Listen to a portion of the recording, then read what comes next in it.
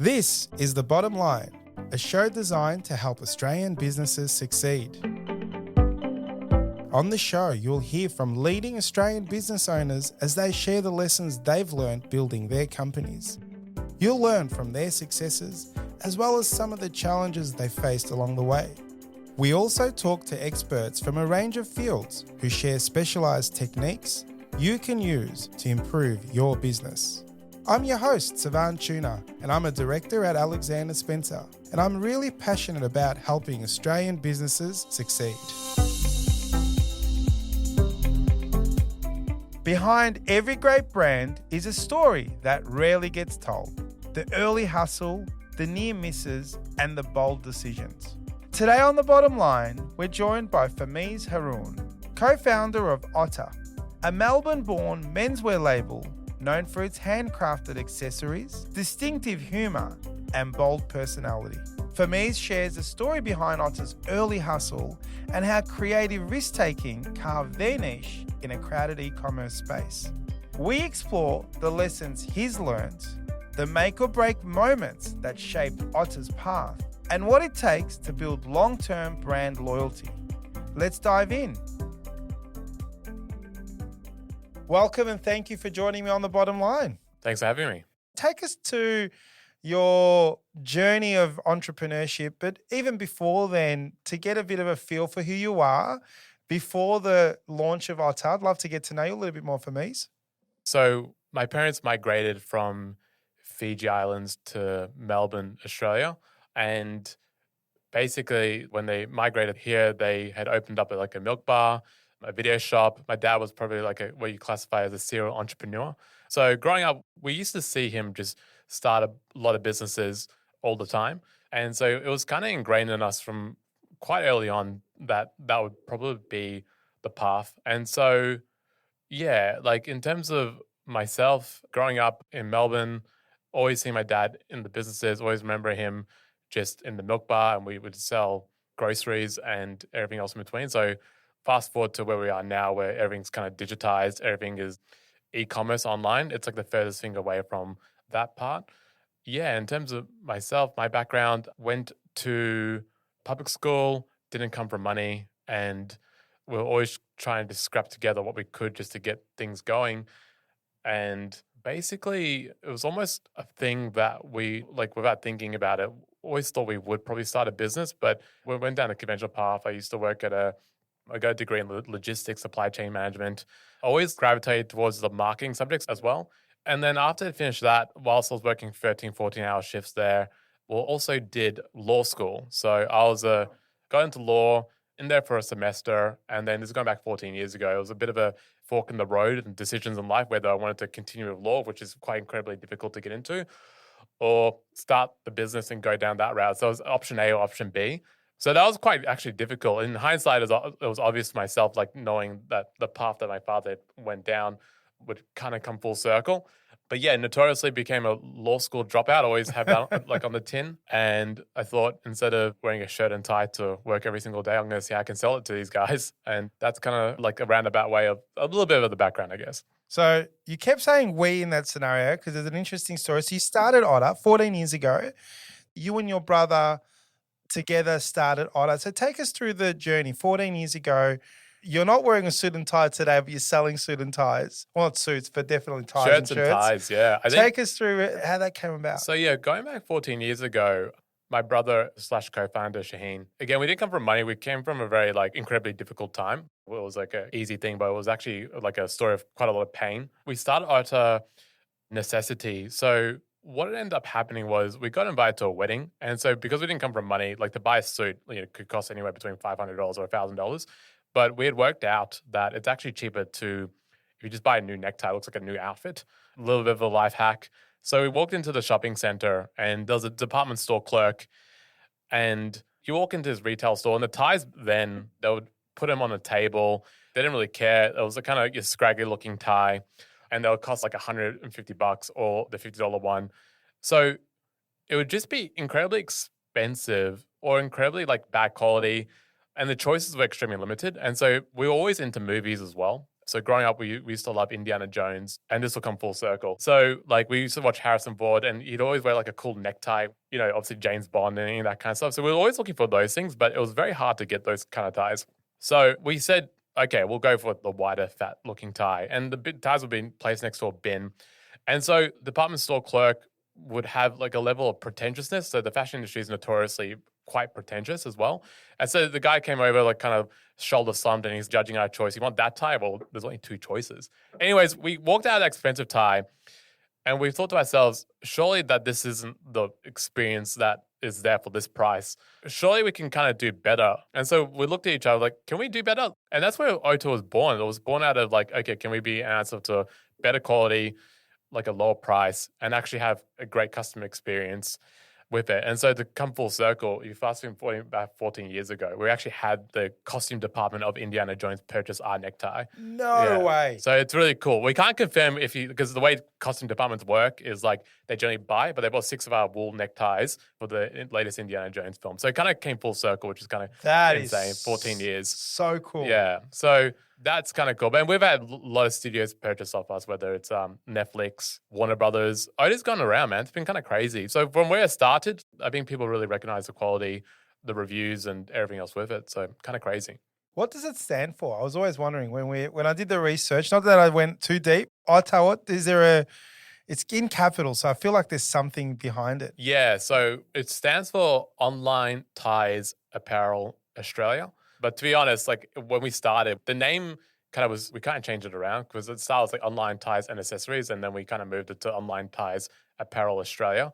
But OTAA as a word, it kind of people just use it as a word of itself, just OTAA. It become a little bit of a thing, yeah. So it's been a lot of fun. What were the earliest days of OTAA like? Going back 14 years ago, we didn't come from business. So everything was just kind of learning on the fly. Like we obviously used to watch my dad start businesses and close them and start them and close them, start them and close them. But there was no real template of like extreme success. So we had a book, How to Start a Business for Dummies. It was like a nice yellow fluorescent book that me and my brother read like the Bible. And it was simple as that. It's like if you break down any business, it's just a series of steps. And so we broke it down one by one, how to register an ABN, how to start a website, how to sell online, how to source, how to do this and do that. So if you're breaking it down step by step, the 1,000-step journey becomes a lot more approachable. So that's what we did. We were oblivious to how incredibly difficult it would be because when we started a website, we're like, okay, yeah, we're going to sell these things and got like literally 0 visitors, maybe 1 visitor. It's like your mum. And then it's like, okay, how do you get your first sale? That's why I'm always interested when people start a business and they get their first sale because that's, I think, the most incredibly difficult part. And so what we did was we just went on forums. We went on like Reddit forums. We tried to put the word out there digitally as much as we could. And then it was probably like almost like a month in when we started the website. We had got the products down. We had designed everything. We tried really hard to get it all down, almost threw in the towel in a way. And then finally we got our first order from, I think it was South Australia. And then we're like, whoa, we can actually sell this thing online. So the start always difficult. And then you're always thinking, okay, well, how do you grow this further and further? If I could look back then, I would have just told myself run Facebook ads and it would have been a lot easier and cheaper and all that kind of stuff. But the cost of what you don't know is quite expensive and we just didn't know. But that's a series of learning as well. That's all you can do. And 14 years ago would have been very early stage of an e-commerce journey. So were you always online? Were you ever a bricks and mortar store? We're always online. And yeah, it's to your point, it was early. It was a lot more harder to do it back then. So things are a lot easier now. You could start a website on your phone, I think within 15 minutes. By the time this podcast's over, you could literally start selling things online. So the ability to start things have actually become extremely easy, but the ability to get a sale and grow and scale has become extremely difficult. And you're in a very competitive marketplace. So I think back then it was more difficult to start, but less people were doing it. But also less people trusted buying things online. Like I remember seeing the news articles back then. There'll be like things on the news saying you shouldn't buy things online because there's like a lot of fraud and scams and this and that. A lot of people didn't trust putting their credit cards online. Now we could swipe on Amazon and things are delivered to you in one click, but it wasn't like that going back then. So the culture shifted quite a bit. And take us through the first few years. I feel like because you needed to sort of do this from a necessity, were you subsidizing the business with working part-time? What were you doing to make money? So what was that, because that's very difficult. People Yep. give up. You went grinded and grinded until you got there. And then there must have been a breakthrough moment, which I'd love to talk about. But what were you doing in the early stages? Was it all Yep. OTAA? So again, because we didn't come from money, I remember receiving the bills, the rent is due, and I had those red letter fonts and it'd be overdue. And we'd literally drive down to the real estate agent and pay them in cash. And we just scrap together what we could as a family to actually do it. So it was a pretty intense, really intense period. So in terms of the starting, it was incredibly difficult. Did you have subsidized income? Did you have other income at all? Or did you go all in? In terms of income, so at the time, I was actually studying full time to become a lawyer. And then at the same time, I was working 13-hour shifts at a logistics yard, which was a night shift. So I'd work from 6 p.m. till 7 a.m. in the morning. And then whilst doing those night shifts, I would try and also do work on OTAA.com as well. So it was actually a lot of things at the same time trying to converge. It was pretty intense. And so when we had decided to go all in, and all in to us is like putting together like $1,800 to put in an order. So it was quite intense. And the big decision for us was like, how far do we take this? How far can we go? So my brother, Shaheen, myself, we put together what we could and we bought a plane ticket for him to go to China. And that was a big decision. And it was like almost a one-way ticket. And like, hey, we've got to figure out how to make this business work with the suppliers, and then actually build something of quality as well. Because it's a bit of a naive thing to think that we can take on these big brands as well. And we said we have to do this right. We have to do this quality. We have to have the best quality product. We have to source properly. We have to design these things properly. So that's only going to be done in person. So my brother Shaheen had jumped on a plane, and he kind of just like we always say, like almost went to the middle of the jungle in China to figure out how to supply. And again, going back 14 years ago, it's a lot more difficult and a lot more crazy. And that's what we did, man. We went all in. And the thing is, the way we almost looked at it was like, this is everything that we got, but then where we're going to fall down to? We're already down at zero. So going down again is what it is. And where was the moment? When did you start seeing those clicks on the online where you're like, hold on, we got our first sale, but now we've got 50 sales, 100 sales, where it's starting to really take off. Take us through that moment, that breakthrough moment where things just started to go. And where do you pinpoint the moment or the thing that made that happen for you guys? I think for us, we went down the PR route quite early. So I think the nature of the OTAA story was like, while it was interesting to a lot of publications, it was kind of like I wouldn't say FU to the fashion industry, but it was very much not normal. It was a very cheeky kind of brand, whereas everyone, like all the fashion industry brands are like a guy sitting against a brick wall brooding kind of thing. We're kind of the antithesis of that. So we had an interesting story to share. And I think the biggest almost breakthrough for us is when I said, okay, I think we can get the story out there. So I just started making email pitches to all these big publications like the Huffington Post and the New York Times and whatever have you. And so we went through a bunch of them, and a lot of people didn't get back to us, which is the nature of that. But then one day I got an email back and it said from the Huffington Post, and they're like, oh, we're actually interested in your story. So they did an interview with us, and I remember speaking to them. I kind of fumbled through the interview, and at the end of it, I'm like, oh man, like I don't think they're going to run this story, because the journalists seemed pretty disinterested at the end of it. And we're nervous, and it's a very young brand. And we're telling the story about how we, the OTAA story then, and we're getting sales, but it was very like inconsistent. And then one day, it's probably about a month later, I get a message from, I think it was my cousin, and he's like, oh, dude, you got to check the front news of Huffington Post. And on the landing page of Huffington Post, they ran us as a front cover story, and they titled us The Cheeky Clothiers. And we just got a swarm of traffic from there. So that was a really good wind in the stride of like getting initial traction. And then from there, I think for us, we just found consistency in like, we did a lot of content. We started publishing like how-to series on YouTube, how to tie a tie, how to tie a necktie, a lot of content around apparel and how to dress. And that started building some real stability in the business very early on. Now, OTAA is known for its quirky personality. I love the ads, and we're going to take a sneak peek of your ads in a sec. Was that always part of the plan, or did the brand voice evolve and grow as it evolved over the journey? It was what's most natural and authentic to myself and Shane. We're both avid comedy movie viewers. So it's kind of like how I describe it, like Happy Gilmore started like a necktie and shirt brand. it has a very relaxed coastal kind of vibe as well, and that's on the Fiji origin as well. First, what was most authentic to us, and it made sense to do. I don't think we could do it any other way. When we tried to emulate another brand, it just didn't make sense, and that's what's resonated the most. And like, I think it's almost built a cult-like following now, where we've had really big, prominent sort of figures, whether it's people in the White House, people in the Australian government, they will wear OTA, and yeah, all around the globe, like I said, in these big TV series and everything. It's kind of crazy. Being an e-commerce brand, when the president or the prime minister or Fox News, I know the presenters of Fox News wear it, how do you know they ordered it? Do they send you a private email to get a discount, or is it just an online order and then you find out that when you watch TV, geez, the prime minister's got the It's a bit time? of everything, to be honest. Sometimes I'd be watching TV. I'm like, oh, is that the CEO of Pfizer wearing necktie? Like, and like, it'd be like on YouTube, and I'll look up his name and I order thing. I'm like, oh, the CEO of Pfizer ordered a necktie. And then the Fox News ones are very, very grateful for that. They gave us a shout out 3 or 4 times, non-paid. People think we paid for that, but they were fans of the brand and was so grateful for that. So they swarmed 30,000 people at the website at the same time. And yeah, so that one, we were like, oh, okay, there's a spike in traffic. Where did this come from? We kind of work backwards and people email us how that happened. So it's a combination of everything, man. Sometimes I'm just floating through and we can see things. Sometimes we get tagged. Sometimes we see studios like Warner Brothers are ordering off us, or Netflix and the costume department. So it's just from everything and everything we kind of see. You've used storytelling, humor, personality played in building this long-term loyalty with your brand. I love that. I was watching some of the ads. It's really cool.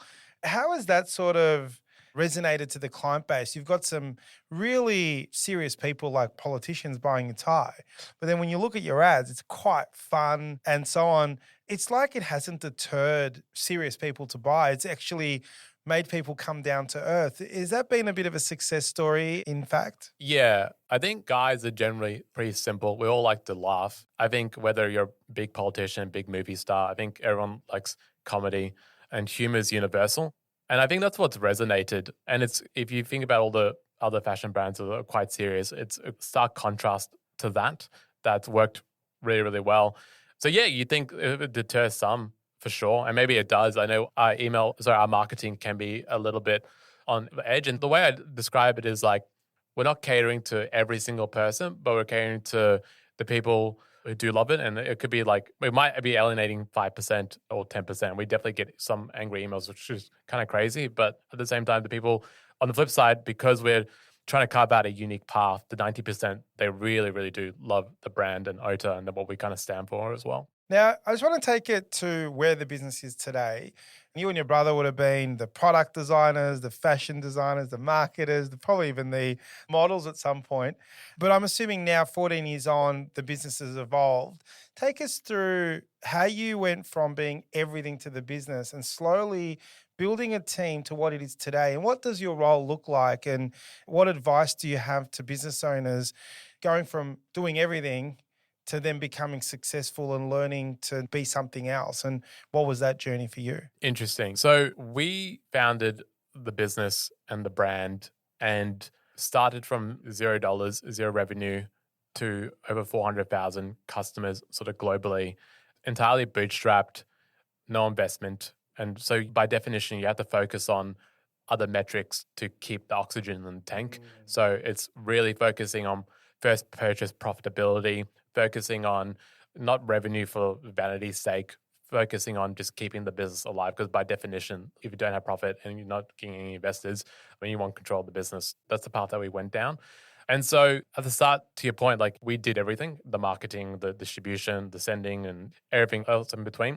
But then as the business grows, you're kind of constantly almost firing yourself from roles. So it's like you're no longer the person shipping out the products. You hire someone for that. And then you have to give them a role and growth sort of within that role as well. And then you're no longer the marketing person. Like the marketing sort of broadens out to like, okay, well, we need to get video editors and we need to get content people and that kind of stuff. So it's a constant cycle of almost like learning certain things and learning quickly, adapting, and then firing yourself from sort of roles. I think that the advice I would give is you need to be adaptable because the game has changed in 14 years and every year change, every minute, every day it's changing, especially with AI and what's happening with that, where the cost of content is fundamentally going down to zero, cost of knowledge is going down to zero. So how you frame the questions will determine your outcome, especially with these tools where AI is going as well. So generally, have a growth mindset is probably the biggest thing, I think. And your role today. So is your brother still involved in the business? Yeah, absolutely. No, we're both the co-founders. We're both in it every single day. My brother Shaheen does fundamentally a lot of the sourcing, a lot of the design work, working extremely closely with suppliers to make sure we've got the best world-class products. And my natural proclivity goes towards the marketing and everything else with the website and everything else in between, everything digital essentially. So being sort of the one in charge of marketing, was there a campaign or a product launch that felt like a real bold move at the time? And what made you take that risk, and how did that play out when you were curating this ad or curating a promotion? For the longest time, we were doing sort of neckties and accessories. I think when it came to the shirt launch, which is now our number one product, and I got to get you an OTAA non-iron shirt next, it's quickly grown to be our number one product. So we wanted to launch that in a big bad way. So first, obviously, it starts with the product. We had to make sure it's tailored fit. Non-iron was a big one for us. So a lot of companies claim that they're non-iron, but our ones use like 3.5 dpa dipping, which allows it to be more resistant to iron. So it's really great product, but the definition of e-commerce is like you can have the best product, but it's actually irrelevant if you can't communicate those benefits through the marketing. So that's always a challenge as well. So how we did that was we wrote essentially like a alien launch commercial that had like, it was based in the office and had aliens involved. And it was a big production that we shot in Hollywood to really show that irons are primitive technology and this aliens come down and showing the humans that this is a shirt that might as well be designed for aliens. So it's kind of a crazy, zany type of commercial that had a lot of production, a lot of writing, a lot of re-edits. And so that was the big swing. And yeah, it was a really massive success when we launched the shirts to really show how that commercial goes. But then you define success, like if you put that ad into like a Facebook commercial, it didn't work as well. But in terms of a brand lift from a YouTube commercial perspective, it worked really, really well. So it's not like one format of ad is going to work across all departments. It's really built around different sort of marketing platforms. So that was a big swing for us. And the shirts have been the number one sort of thing for us now. I guess it was all ties for a long, long time. You've brought in the shirts.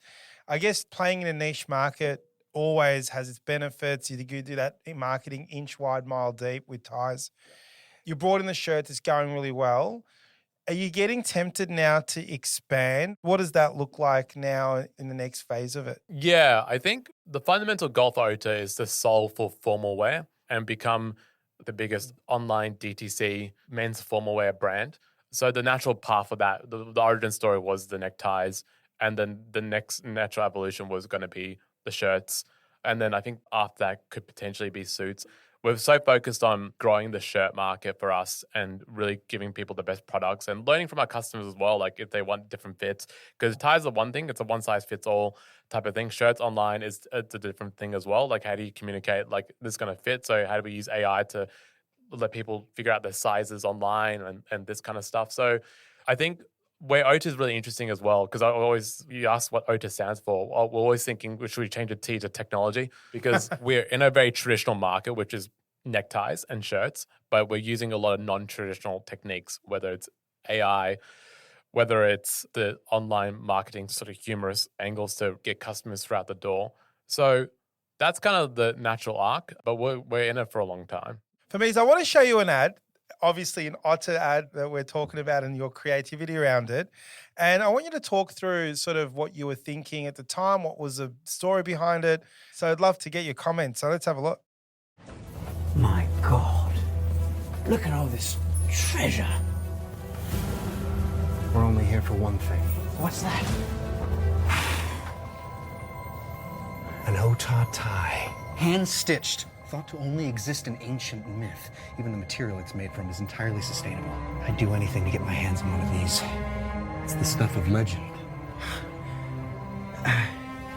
Yes, you can actually buy these online. Online?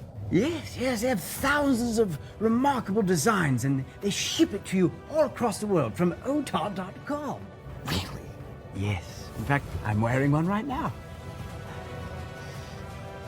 You're telling me that I can buy this tie online? Precisely. Become legend the easy way. OTAA.com for your necktie news. I love that, by the way. Tell us the creativity around that. You obviously wanted to do something special. Kudos to the Indiana Jones sort of thing. But Yep. tell us about the ad. That one was kind of insane production in terms of how much we spent on trying to get that going with in terms of like a big adventure set. Yeah, the premise was idea like, hey, become legend the easy way. So these guys are going on this big trek inside of a mysterious cave to find this necktie, which is almost meant to be like a thing where if you get the thing, the cave starts crashing down. So you see those things parodied in like a bunch of adventure movies, whether it's like the Indiana Jones or any of those big sort of adventure Treasure tropes. Hunt. Yeah, Treasure Hunt, The Mummy was another big one. And so we wanted just to like position OTAA in that way where like it doesn't like these gentlemen explorers are going out into the middle of the desert to try and do that inside some random cave. And so co-wrote that as well. And it was more of a fun, goofy, cheeky kind of ad where like a guy gets a necktie and the cave comes crashing down. But again, it was to position the feel of the brand and OTAA as well. Like the guys are really well dressed and it's kind of cool and suave. And the trick always is as well is not to make it like so goofy or so cringe where it kind of deters people. So it's kind of an elegance to it as well.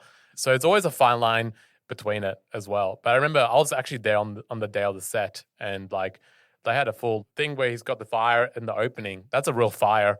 And we had 5 people on the thing on the dates explaining like, do not play with this because you could burn the set down. It was a full production. And so I think there's just magic in it. And I think it's just a lot of fun. And like, I think we love just doing those bigger, kind of crazier commercials. And you mentioned Hollywood before. You telling me that was done in Hollywood? Yeah, so we shot Wow. that one in those big sets. And yeah, we're quite fortunate. We had a really good team to get that one done. We just try to elevate the whole production with that ad. So yeah, we're very, very fortunate working with like a really, really great creative team there. That's amazing. The investment you make, you could have done that in Melbourne. Kept it on a lower Could have budget. bought a car, but no, we decided to put it on Put it in an a ad. silly, goofy ad. And this is always the trick and like where we take bets fundamentally. I always say a lot of businesses just lining up the bets and where you want to put them, but we over-index on like spending on creativity and those big projects. And a lot of them go to zero. That's the other thing. Like if anyone's listening, like not all of these commercials are some smashing success. If anything, a lot of them go down to zero. But I think having an authentic, unique vision for the brand that you're trying to build or whatever you're trying to do, as long as it's kind of authentic to you, I think that's what's most interesting. It was a cool one. Yeah, no, I love that because I like the humor of it. There was a little bit of this intrigue. So where you kind of watch it going, where are they going to take it? Is it going to come crashing down?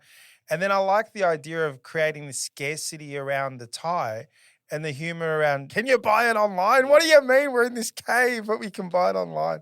I thought that was really clever. The humor came out. Take us through, you're still very young. You've got lots of energy. Tell me the future. Where do you want to take this? What's the vision? The vision is to become one of the biggest players in the men's formal space in the DTC world. So DTC stands for direct to consumer. And just have fun with it as well. I think what resonates with a lot of the audience is just the almost unhinged fun marketing, the messaging, the product, the quality as well. The goal is keep building slowly as well. I think there's a lot of traps in trying to build things quickly as well, especially with the challenges with running any business. It can be incredibly difficult. So like, I think for any business owner out there who wants to start anything, just know that it's like, all paths are kind of unique as well. We had a different path that a lot of people wouldn't take, or it's been unique to us in terms of how we've kind of succeeded. But like, if you're starting a business, I wouldn't recommend going all in on some big, silly, goofy Hollywood commercial with a unicorn or something like that. Just find something that resonates and starts slowly. Don't overspend, especially in the world that we're living in today, where you can easily spin up a website, you can source products, you can ask ChatGPT how to do things. Yeah, I think that's where it's going. If you had your time again and you went back in time, what's 1 or 2 things you would do differently that you think would have changed the path in a much better way or get things done quicker? speaking to mentors and getting advice for people who are ahead of you by a few steps is the quickest way to grow and succeed. So we had the approach of kind of putting our heads down, not really speaking to anyone and kind of growing it. Work for us, if I'm advising somebody, as I would say, just very simply put, if you're starting a business, speak to someone who's got a little bit of traction, work out how they got traction. If you're got a $100,000 a year business, speak to someone who's got $200,000 a year. And the levels don't stop changing. Honestly, it's kind of infinite, the game of business, which is kind of what makes it very, very interesting. So I think that's probably the best advice I can get. Mentors, speak to people who are ahead of you in the game. Fameez, thank you so much for joining me on The Bottom Line. It was an absolute pleasure talking to you.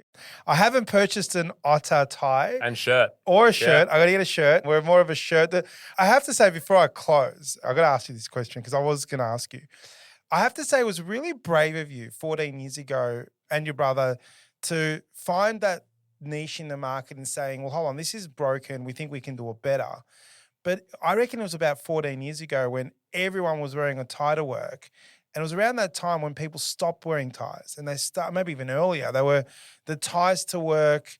People would only wear ties either if they were going to the races or if it was very, very formal. You said it was a wedding you went to.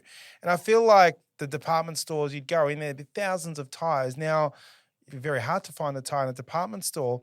You were brave enough to go and start something when I believe at the time when ties were going out of fashion, you went double down. That's awesome and ballsy of you guys. Did you ever think of that when you did it? No, I think it's 100% naivety in the situation. Yeah, we get this question all the time. You guys built a business selling, neckties and now shirts? Well, especially the necktie part when we're doing it. It's like, how's that even possible? But year on year, we've had more sales in neckties every single year. I think even if it's a small niche, if your internal brand is growing and you're capturing more of the market, then you're able to get more and more. And we also live in a global world where, okay, maybe in Australia, people don't wear ties, but people in the USA wear ties and people in the UK wear ties. And yeah, it's really interesting because people say to us all the time, no one wears neckties anymore. But then the people who do wear neckties, we've got so many people in the White House wearing OTAA neckties. Pretty much most of the Australian government wear OTAA neckties. Wow. So then we've got the journalists on Fox News and Channel 7 news anchors wear it, Channel 9 news anchors wear it, Channel 10. So we've got The Bachelor in Australia wears the OTAA necktie. So if you actually close your eyes and think about, put a gun to your head and actually think about all the situations where neckties, we've actually got a lot of that market. So it's an interesting and weird niche. And yeah, I'm telling you, we've been in a lot of movies. So movies that you like, whether it's Suits we haven't got, but we've got Law and Order. So Law and Order, they wear OTAA neckties. We actually made this big list recently. I'd love to. There was Godzilla vs. Kong. There's someone wearing a necktie there. Their studio department ordered off us. So, and now it's the shirts as well. That's kind of growing. So yeah, to your point, yeah, maybe more people and we're wearing it back then, but also we're seeing it come full circle as well. So we've been using that in the marketing as well, where if you're interviewing someone, you're a director, so you would know, if someone's coming for an interview and someone's wearing a necktie in the interview versus just coming a little bit more casually, you'll give the guy wearing a necktie a second look. It has a level of officialness as well. Elegance as well. I don't know if officialness is a word, but I'll just claim it. But yeah, like I said, it comes from a position of authority as well. So it is interesting because I get that all the time, which is really fascinating. But our numbers in the back end show the exact opposite story. And then we've been positioned with a lot of prestigious departments as well. I have to say, even though I did ask that question, I actually think you've done an awesome job. And I think it was the right move purely because you went double down niche when all the big brands were probably going and focusing on shirts, socks, suits, whatever else. And ties was whatever. Whereas you've gone, no, we're going to own this space. I actually think you did an awesome job. But at that time, you might have been naive. But I think it's been an awesome decision because no one else does ties in terms of how hard you've gone and it's proven in the sales and the traction you've gotten globally. So I think you own the space, definitely from what I've seen. And I reckon you're going to take on the world with the shirts as well. Cheers, man. Yeah, I think, like I said, it's naivety. I don't know if it's bravery. I think you just if you're trying to pay the rent, we used to calculate how many neckties we'd need to sell to pay the rent And yeah, I think it just, if anyone's in that situation where it's out of necessity, you almost don't have a choice. You just got to make it work no matter what. And that's kind of what we came down to. Like I said, we didn't come from a business sort of background. We had a book, how to start a business for dummies. That's fluorescent yellow.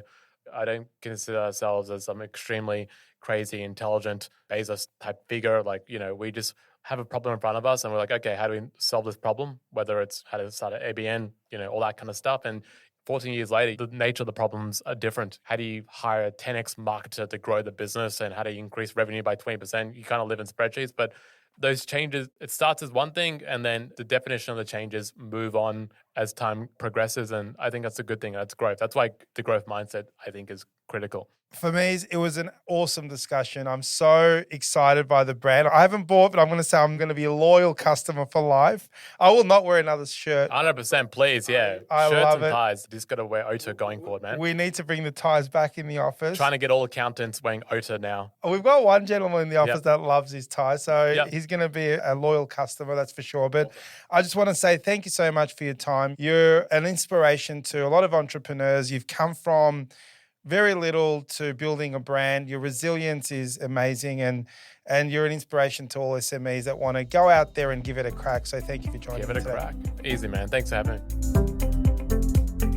This is The Bottom Line, a show designed to help Australian businesses succeed. This podcast was produced by accountancy firm Alexander Spencer. At Alexander Spencer, we've been helping business owners realise their goals since 1952.